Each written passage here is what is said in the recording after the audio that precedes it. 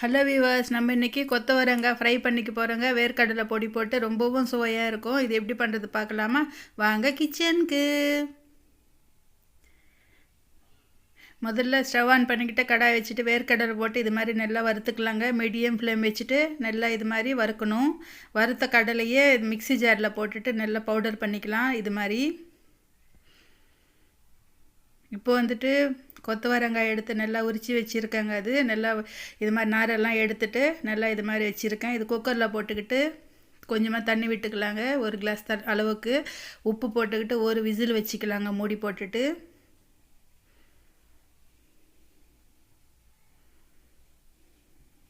இது வெந்துக்கிட்டு இருக்கட்டும். இப்போ வந்துட்டு ஸ்டவ் ஆன் பண்ணிக்கிட்டு கடாயை வச்சு கடாயில் எண்ணெய் விட்டுருக்கேங்க தாளிப்புக்காக.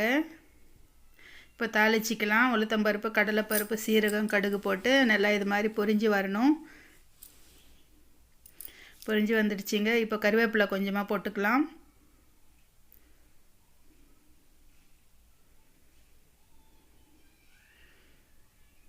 இப்போ வந்துட்டு வெங்காயம் நல்லா இது மாதிரி மெலிசாக அரிஞ்சு போட்டிருக்கேங்க. இது போட்டு நல்லா இதையும் வறுத்துக்கலாம். நான் 2 பெரிய வெங்காயம் எடுத்துருக்கேங்க. இது நல்லா வறுத்துக்கணும்.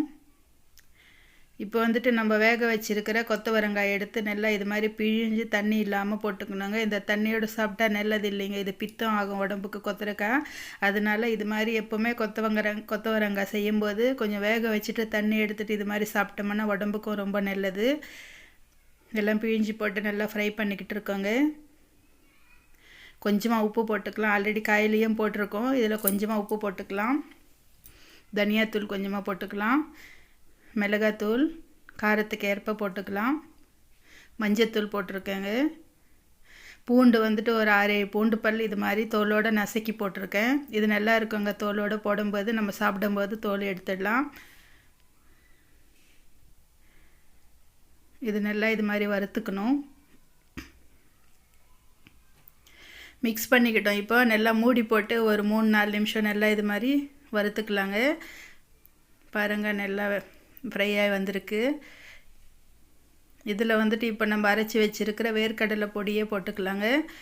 நான் வந்துட்டு ஒரு 3 டேபிள் ஸ்பூன் அளவுக்கு போட்டிருக்கேன். நமக்கு எவ்வளோ வேணுமோ அவ்வளோ போட்டுக்கலாங்க. நல்லாயிருக்கும் இது சாதத்தில் போட்டு கலக்கி சாப்பிடும்போது. சைட் டிஷ்ஷாகவும் சாப்பிட்லாம். ரச சாதத்துக்கு, சாம்பார் சாதத்துக்கு, எல்லாத்துக்கும் ரொம்ப நல்லா இருக்கும்.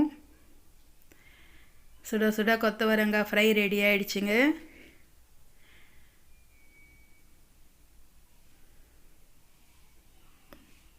ரொம்பவும் சுவையாக இருக்கும். இது ஹெல்த்துக்கும் ரொம்ப நல்லதுங்க. நம்ம நரம்புக்கெல்லாம் கூட கொத்தவரங்காய் சாப்பிட்றதுனால ரொம்ப நல்லதுன்னு சொல்கிறாங்க. ஃபைபரும் நிறைய இருக்கும். இது டைஜஷன் ப்ராப்ளம் இருக்கிறவங்களும் சாப்பிட்டாங்கன்னா ரொம்ப நல்லது. உடம்புக்கு நல்ல டைஜஷன் ஆகும். இது வந்துட்டு நான் இன்றைக்கி சாதம் வச்சு சாதத்தில் சாப்பிட்றேங்க. சாதம் தட்டில் வச்சுட்டு இந்த கொத்தவரங்காய் போட்டு நல்லா கலக்கி சாப்பிடும்போது ரொம்ப அமோகமாக இருக்குங்க. நீங்களும் இதே மாதிரி செஞ்சு பாருங்கள். ரசம் சாதம், மோர் சாதத்தை கூட சைட் டிஷ்ஷாக ரொம்ப நல்லாயிருக்கும். நானும் இந்த சாதத்தோடு என்ஜாய் பண்ணுறேங்க. நீங்களும் இதே மாதிரி செஞ்சு பாருங்கள். ப்ளீஸ் நம்ம சேனல் சப்ஸ்கிரைப் பண்ணலைன்னா சப்ஸ்கிரைப் பண்ணிக்கோங்க. லைக் பண்ணுங்கள். உங்கள் ஃப்ரெண்ட்ஸுக்கு ஷேர் பண்ணுங்கள். ஓகே வீவர்ஸ், பாய்.